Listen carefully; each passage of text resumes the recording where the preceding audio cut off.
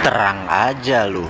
Kalau ditarget kaum globalis dan negara pendukung globalis, lu pastilah ditarget sama pejabat yang negaranya diokupansi sama globalis. Lu Westphalian sih, udah gitu lu terang-terangan lagi ambil posisi tersebut. Itu adalah kalimat dari guru besar filsafat kampus kenamaan di Jawa Tengah ketika berkomentar tentang akun YouTube Bosman yang dibungkam. Ternyata alhamdulillah balik lagi dengan persyaratan yang ketat. Sahabat tahu apa itu Westphalian? Istilah bagi orang atau pemimpin yang mengambil aliran nasionalis seperti Bung Karno misalnya, tokoh di Indonesia. Westphalian itu muasal lahirnya sistem demokrasi. Westphalian anti monarki atau anti kerajaan atau elitis, di mana sampai sekarang kaum nasionalis memang anti elitis berkuasa mutlak atau anti segelintir manusia mengendalikan seluruh sisa manusia hajat hidupnya. Westphalia Treaty atau Perjanjian Westphalia di sebuah tempat saat ini adalah wilayah Jerman di abad 17. Tahun 1648 perjanjian tersebut. Perjanjian ini adalah hasil kongres diplomatik besar sehingga menciptakan sistem tatanan politik baru di Eropa Tengah yang kelak disebut sebagai kedaulatan Westphalen.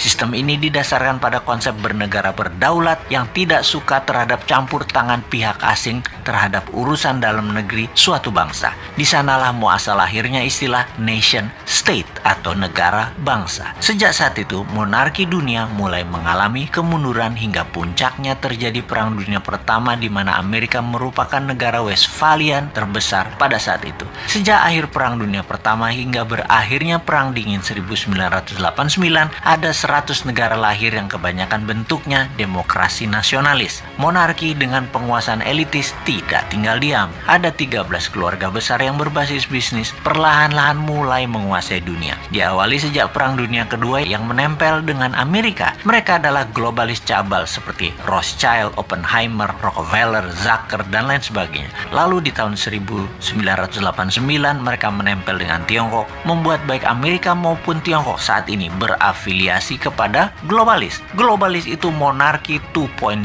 anti nation state yang saat ini menguasai 99 data manusia kaum globalis itu. Bagi globalis cabal, mereka tidak mengenal istilah negara atau bangsa lagi. Bagi globalis, yang penting adalah nomor kependudukan dan nomor sertifikat. Kontrol dan monitor seluruh data umat manusia adalah tujuan mereka. Kita, kaum New Mind, menentang keras dan sangat berlawanan dengan pemahaman globalis cabal di mana kita adalah kaum patriotis nasionalis. Ini kita deklarasikan berkali-kali. Inilah yang membuat sosmed YouTube Bosman harus dibungkam. Karena jangan-jangan memang pejabat 20 tahun terakhir Indonesia merupakan kaki tangan globalis atau terkena pemahaman globalis. Termasuk oposisinya. Ide nasionalis dibangkitkan oleh New Mind ini sesungguhnya. Dan sungguh ini menjadi ancaman. Bener deh, oleh globalis, nation wealth, sebuah wilayah untuk kekayaan rakyat bisa diambil oleh mereka dengan atas nama world wealth, kekayaan dunia untuk dunia. Padahal kekayaan aset suatu negara ya milik rakyatnya seharusnya. Itu kalau rakyatnya pinter dan mentalnya nasionalis. Kalau rakyatnya dibodohin, rakyatnya melihat aset negara diambil asing yang didukung pejabatnya, dikatakan bener aja tuh tindakannya. Ya rapopo juga.